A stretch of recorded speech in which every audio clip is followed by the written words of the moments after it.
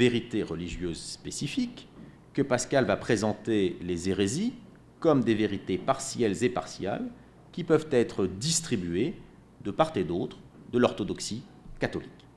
Puisque la vérité est double, la nature humaine étant elle aussi double, il est normal qu'il existe des visions partiales de celle-ci, des positions hérétiques qui correspondent à des visions tronquées, qui ne prennent en compte qu'un aspect de la chose et qui doivent être redressées pour être intégrées au point de vue supérieur. On peut donc tolérer l'erreur, et ce d'autant plus qu'elle n'est jamais totalement fausse, tout en cherchant malgré tout à la corriger par la prise en compte du point de vue idéal, ce qui correspond au souci apologétique de Pascal. Je fais rapidement un résumé pour ceux qui viennent d'arriver. D'abord, je m'excuse du fait que le texte ne va pas défiler derrière en français, donc je vais le lire quand même assez doucement pour vous donner la chance de le comprendre au niveau de français.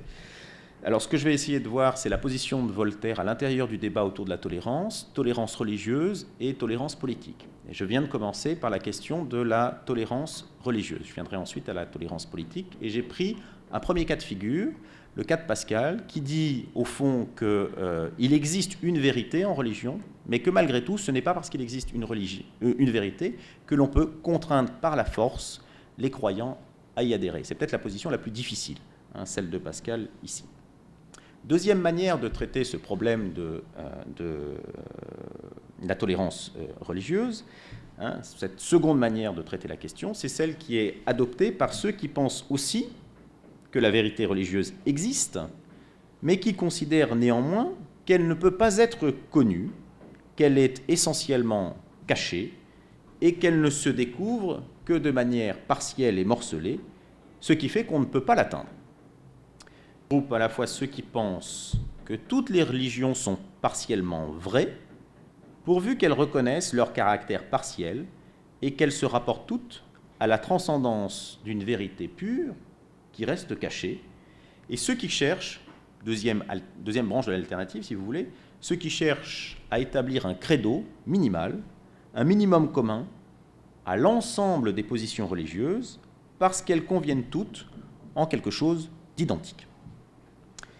Parmi les tenants de la première position, deuxième branche de l'alternative, première position, qui pensent que la tolérance doit être défendue au nom de la reconnaissance de la particularité des religions, se trouve le Bodin du Colloquium Etaplomeres, un manuscrit qui se conclut par l'idée que toutes les religions sont bonnes, qu'elles manifestent toute la gloire de Dieu et qu'il faut donc toutes les tolérer.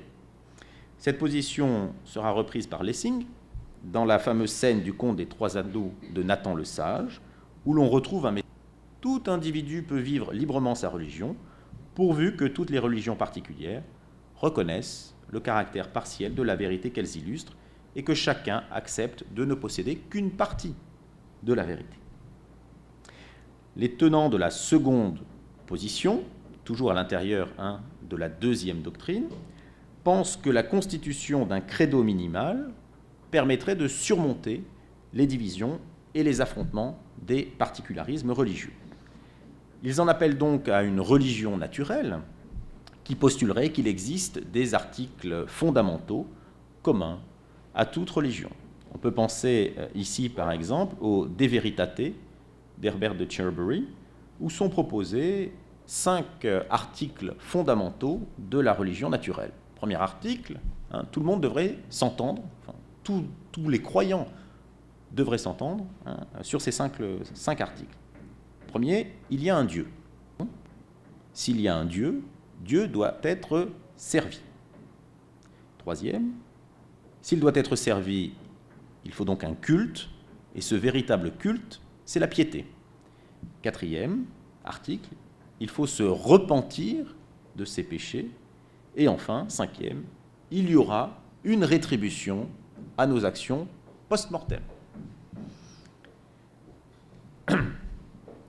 D'autres, qu'Herbert de Cherbury, envisagent la constitution d'un christianisme minimal, réduit au symbole des apôtres, ou encore un article de foi unique, par exemple la reconnaissance de la divinité du Christ.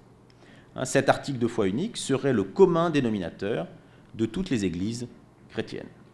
Érasme, par exemple, en prêchant le retour à un christianisme épuré, allait déjà dans ce sens, tout comme l'auteur protestant des Ruses de Satan, qui recommandait le retour au symbole des apôtres, et c'est la position dans son christianisme raisonnable. Enfin, la troisième manière de répondre à la question de la tolérance religieuse regroupe les penseurs de la tolérance qui revendiquent le primat de l'orthopraxie sur ce qu'il faut faire, sur l'orthodoxie, ce qu'il faut penser. Pour eux, la vie religieuse et la manière de se conduire au quotidien importent davantage que la vérité religieuse. Cette position suppose que la religion consiste moins à croire telle ou telle vérité qu'à obéir à celui qu'on reconnaît comme Dieu, et elle est commune aux trois grands représentants de la tolérance du XVIIe siècle, à savoir Bayle, Locke et Spinoza.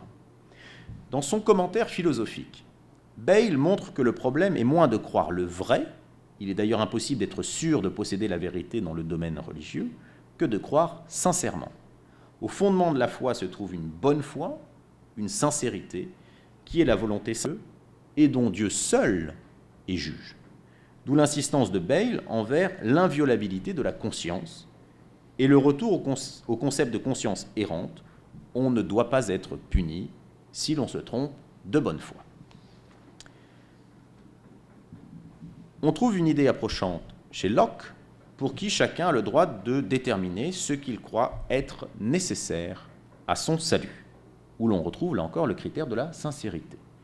Pour Locke, ce critère repose sur la distinction nette entre la nature et la finalité de la société religieuse, société dans laquelle les hommes entrent pour assurer leur salut, et la nature et la finalité de la société civile, société dans laquelle les hommes entrent pour bien vivre ensemble et qui est de nature contractuelle. Dès lors, la société religieuse est nécessairement plurielle, car il existe une infinité de voies menant au salut, et chacun doit pouvoir déterminer librement ce qui lui paraît nécessaire et se joindre à d'autres pour y parvenir en commun. La position de Spinoza n'est pas très éloignée de celle de Bayle et de Locke. Dans le traité théologico-politique, Spinoza montre que l'important dans le domaine religieux, ce sont les vertus de justice et de charité, qui sont pour lui les deux objets essentiels de l'écriture. On retrouve là encore le primat de la sincérité et de la déférence envers un Dieu conçu comme législateur, au détriment de la dimension de vérité de la religion.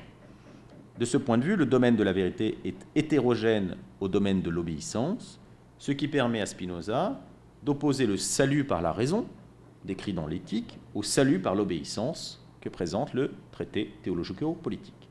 Contrairement à Pascal ou à Leibniz, qui souhaitent penser conjointement raison et foi, philosophie et théologie, les partisans de l'orthopraxie séparent le domaine de la connaissance, la philosophie, susceptible de parvenir au vrai de la lumière naturelle, du domaine de l'obéissance, la théologie, où il s'agit avant tout d'être sincère et de se soumettre. Quelle est donc la position de Voltaire à l'intérieur de ce débat sur la tolérance religieuse? Contre Pascal, Voltaire pense que l'on ne peut pas déterminer objectivement la valeur d'une religion révélée par rapport à une autre, et encore moins affirmer qu'il n'y en ait qu'une de vraie. Sa critique des miracles ou du témoignage humain, sur lesquels Pascal fondait son apologétique, est sur ce point radical. Et on retrouve là une dimension sceptique de la pensée de Voltaire. Avec Locke, Spinoza ou Bayle, il reconnaît la supériorité de l'orthopraxie sur l'orthodoxie et pense également qu'il faut distinguer radicalement la philosophie et la théologie. Mais il s'éloigne de Locke en promouvoir une religion raisonnable plus qu'un christianisme raisonnable, religion raisonnable dont il donne une définition approchante dans l'article « Religion » du dictionnaire philosophique. Je cite Voltaire. « Après notre sainte religion, qui sans doute est la seule bonne », vous reconnaîtrez l'ironie de Voltaire, il n'en pense pas évidemment un mot. Donc après notre sainte religion, qui sans doute est la seule bonne, quelle serait la moins mauvaise? Et c'est là où il va donner évidemment sa définition de ce qui serait la meilleure des religions, qui n'est bien sûr pas le christianisme. Ne serait-ce pas la plus simple? La meilleure des religions serait la plus simple. Ne serait-ce pas celle qui enseignerait beaucoup de morale et très peu de dogmes? Celle qui tendrait à rendre les hommes justes sans les rendre absurdes? Celle qui n'ordonnerait point de croire des choses impossibles, contradictoires, injurieuses à la divinité et pernicieuses au genre humain, et qui n'oserait point menacer des